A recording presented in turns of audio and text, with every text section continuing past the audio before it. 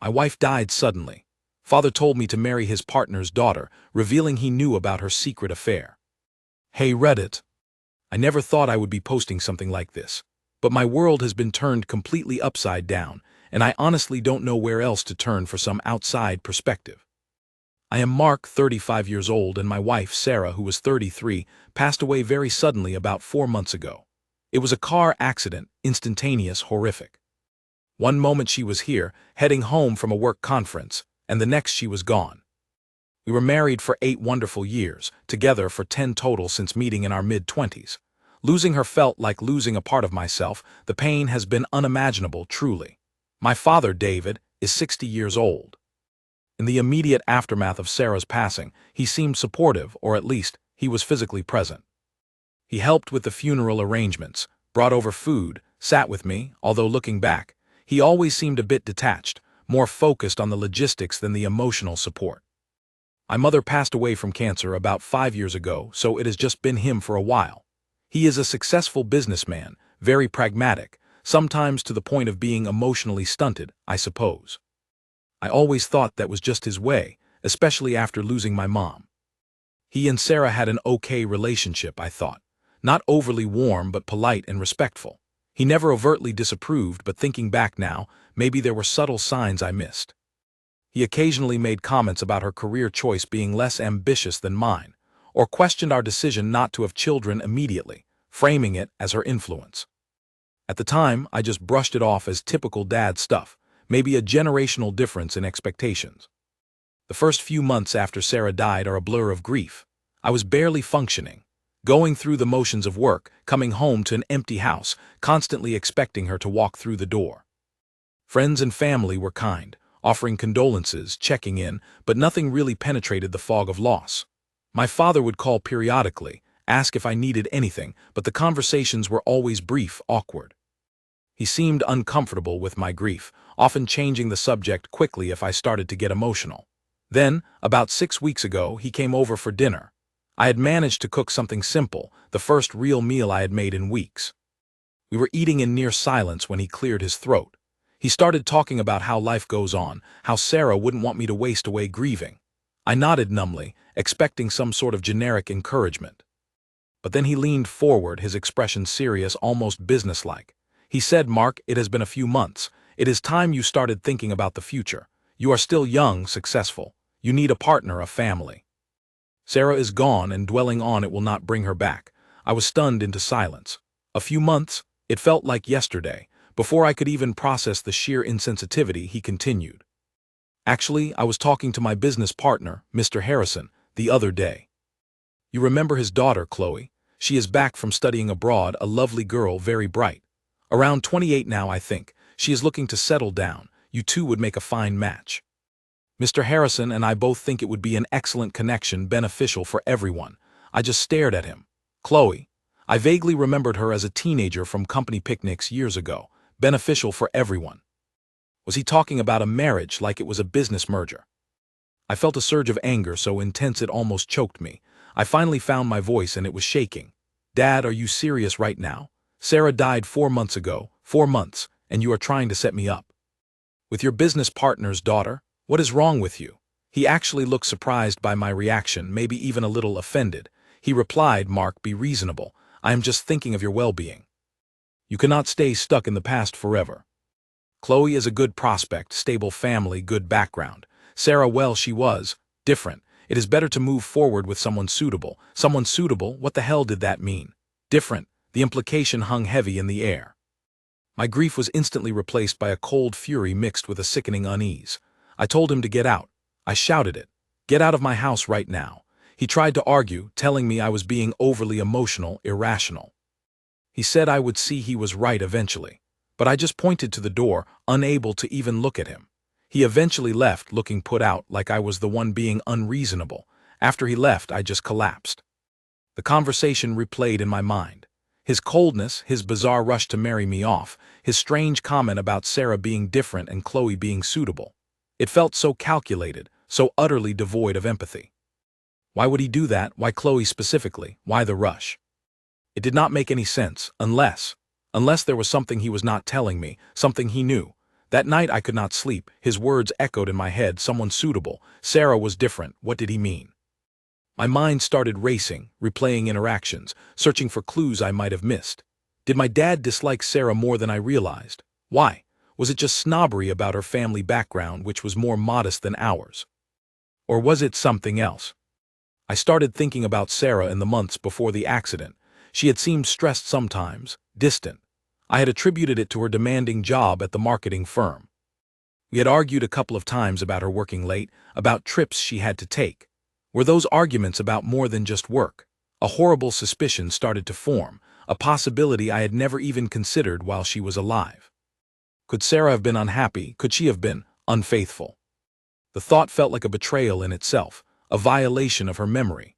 But my father's words, his strange behavior, had planted a seed of doubt that I couldn't ignore. He seemed almost relieved that she was gone, eager to replace her with someone he deemed suitable. I felt sick, torn between wanting to honor Sarah's memory and an obsessive need to understand what my father meant. Was he just a callous old man, blinded by his own ambitions and social climbing? Or did he know something about Sarah that I did not? Over the next few weeks, the suspicion gnawed at me. I tried to push it away, telling myself I was just grieving and paranoid. But my father's suggestion, the way he said it, kept replaying in my mind. I decided I needed answers, even if I dreaded what I might find. I started, hesitantly at first, by looking through some of Sarah's things. Not with any specific goal initially, more as a way to feel close to her, sorting through her clothes, her books. Then I found her old laptop, one she hadn't used much in the last year or so after getting a new one for work. I had forgotten about it. My heart pounded as I booted it up. It took me a while to remember her password hint, but eventually I got in. There wasn't much recent activity, as expected. But I checked her old email accounts, cloud storage backups, anything I could think of.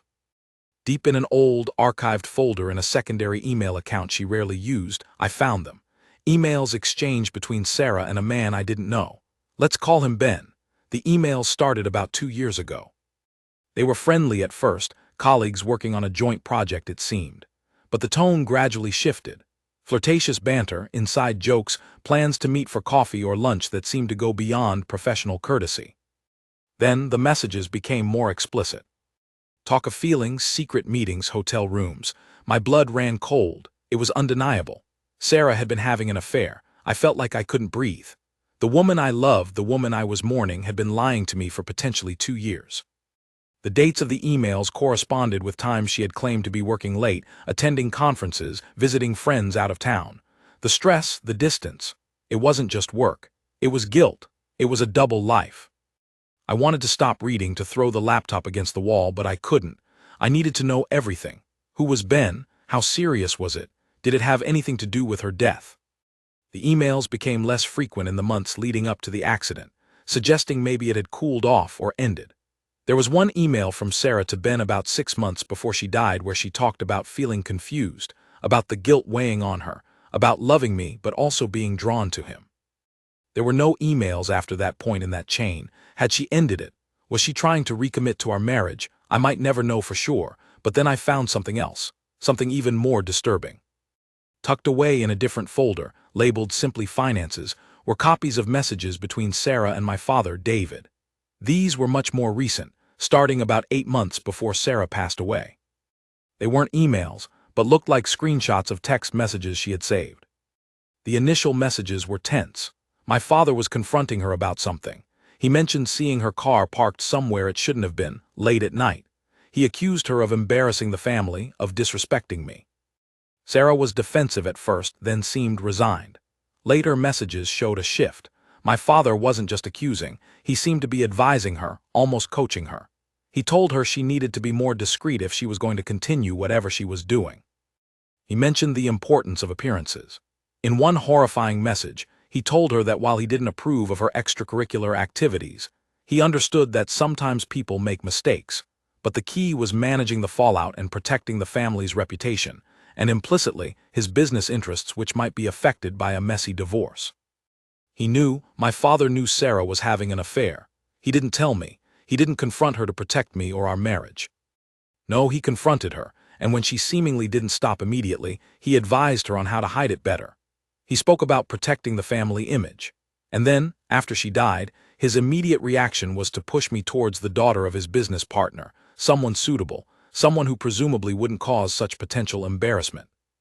The pieces clicked into place, forming a picture so ugly I could barely comprehend it.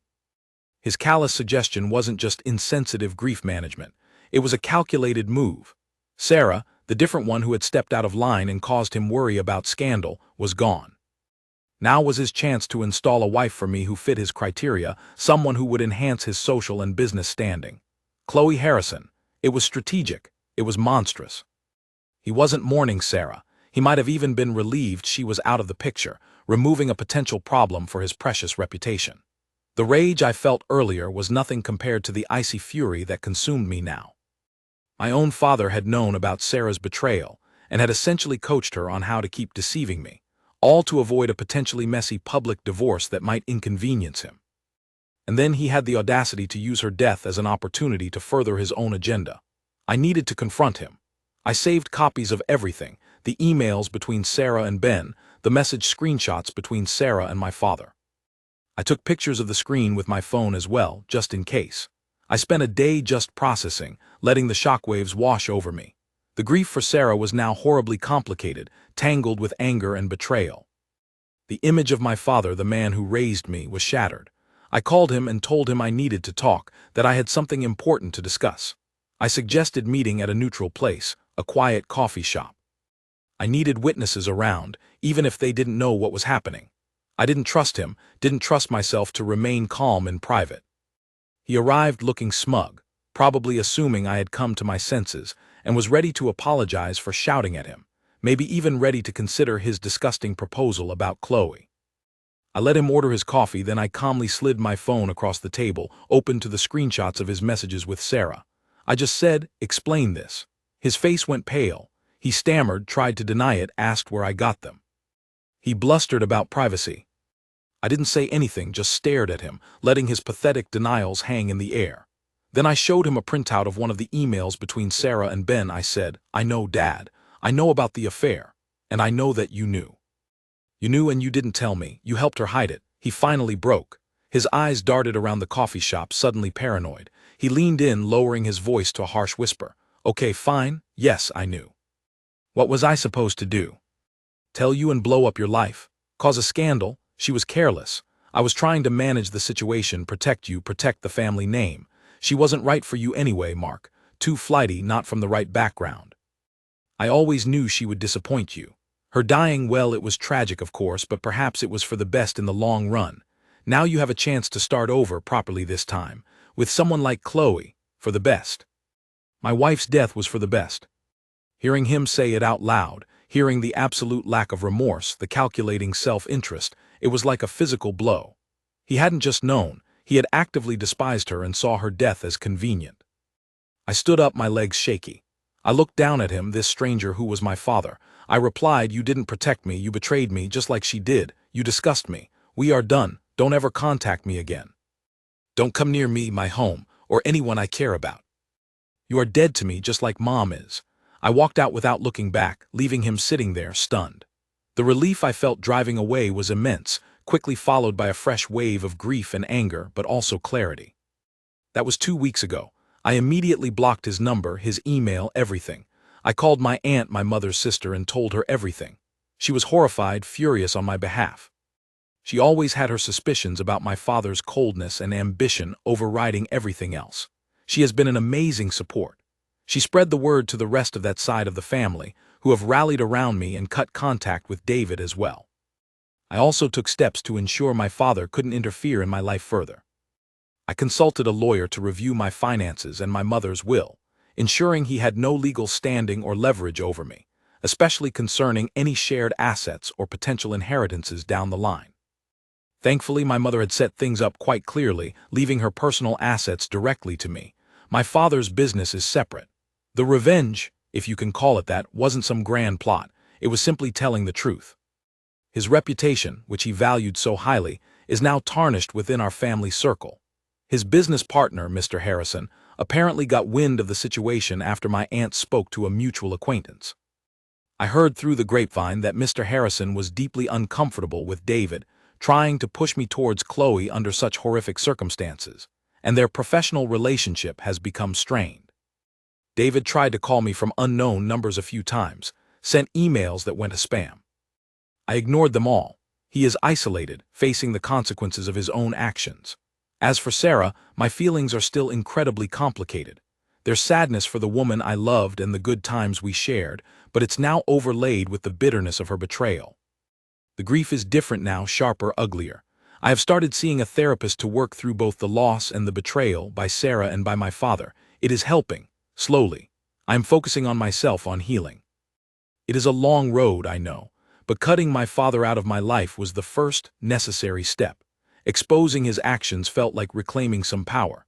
It is not about hating him, it is about protecting myself from his toxicity. It is about choosing to build a future free from lies and manipulation. I'm starting to feel like I can breathe again, even if it is painful. I am bracing myself for the comments, Reddit, but I needed to get this off my chest. Was I the asshole for cutting my father off so completely after everything I discovered? Update 1. Wow, Reddit, I honestly did not expect this level of response. Thank you all so much for the comments, the support, and the validation. Reading through your messages has been incredibly helpful, making me feel less alone in this nightmare. So many of you shared similar sentiments, confirming that my father's actions were beyond the pale and that cutting him off was absolutely the right thing to do. There were no ATH verdicts here, just a lot of sympathy and righteous anger on my behalf, which honestly felt really good to read. A few things have happened since my original post. My aunt continued to be a rock star. She made sure the relevant people in our extended family and social circles knew the truth, not in a gossipy way, but simply stating the facts of David's behavior and his own admissions. The fallout for him has apparently been significant. Several old family friends have distanced themselves from him. His precious reputation has definitely taken a hit, not just with family, but seemingly in his professional sphere too. Mr. Harrison, Chloe's father, apparently had a very frank conversation with him. While their business partnership hasn't formally dissolved, it is complex. Apparently, their interactions are strictly professional and deeply frosty.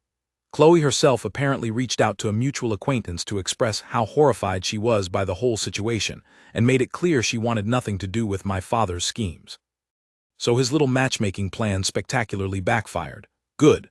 My father did try one more tactic. He sent a letter via courier. It was full of justifications, blaming Sarah, blaming me for being oversensitive, and painting himself as the victim who was just trying to help. He even had the nerve to suggest that Sarah's accident might have been somehow related to her distress over the affair, subtly implying it wasn't entirely accidental, which felt like a vile attempt to manipulate me further. I didn't reply. I gave the letter to my lawyer to keep on file, just in case he tries anything else. My lawyer reassured me that legally, David has no standing to interfere in my life. Therapy is ongoing and it is tough but necessary. We are unpacking the grief, the betrayal by Sarah, and the separate, profound betrayal by my father.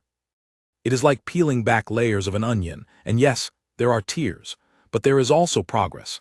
I'm starting to separate the Sarah I loved from the choices she made. I can cherish the good memories while acknowledging the pain of her deception. It is not easy, but it feels healthier than just rage or just blind grief. I have also reconnected with some old friends who I had drifted from while married. Spending time with people who genuinely care, without any hidden agendas, has been refreshing. Little by little, I am rebuilding my life, focusing on my own well-being and surrounding myself with genuine people. Thank you again, Reddit, for listening and for the overwhelming support. It meant more than you know. Update 2. Hello again, Reddit. It has been several months since my last update, and I wanted to share how things have progressed. The sheer volume of continued support and private messages I received after the first update was truly humbling. Knowing so many strangers cared enough to offer encouragement really helped me through some dark days. Life is slowly finding a new normal. Therapy has been instrumental. I have reached a place where I can think about Sarah with sadness for the loss of the person I thought she was, and the good life we shared for a time, but without the all-consuming anger and bitterness that followed the revelations. The betrayal still hurts, but it no longer defines my memory of her or my outlook on life. I understand now that her actions were about her own struggles and choices, not a reflection of my worth. My father, David, remains completely out of my life. After the letter failed, he seems to have finally gotten the message. My aunt occasionally provides brief, factual updates she hears through the grapevine. Apparently, he is quite isolated. His attempts to mend fences with certain family members and business associates have largely failed. People saw his actions for what they were: callous, manipulative, and self-serving. Mr. Harrison eventually bought out David's share of their joint ventures on terms that were reportedly not favorable to David, effectively ending their partnership. Chloe, I heard, moved to another city for a job and is happy, far removed from her father's awkward connection to mine. David is living with the consequences of his choices, facing the social and professional fallout he so desperately tried to avoid by controlling my life. It is not something I take pleasure in exactly, but there is a sense of quiet justice. He built his life around reputation and connections, and his own actions dismantled it. The most significant change for me has been internal. I've rediscovered hobbies I let slide, started traveling a bit, solo trips which have been surprisingly empowering and focused on my physical health. I feel stronger, more resilient. I have learned the importance of boundaries and the necessity of removing toxic influences, no matter who they are. I'm not dating yet, and I am in no rush. Rebuilding trust, both in others and in my own judgment, takes time. But for the first time since Sarah passed, I feel hopeful about the future. I feel like I have navigated the absolute worst storm of my life and come out the other side, bruised but not broken. I am healing, I am living, and I am doing it on my own terms, free from the shadows of betrayal and manipulation. My positive ending isn't about finding someone new right away. It is about finding myself again and building a life that is authentic and peaceful. Thank you, Reddit, for being a part of that journey. Thank you for watching. If you haven't subscribed yet, please do so and hit the notification bell to stay updated with more shocking real-life stories happening around you.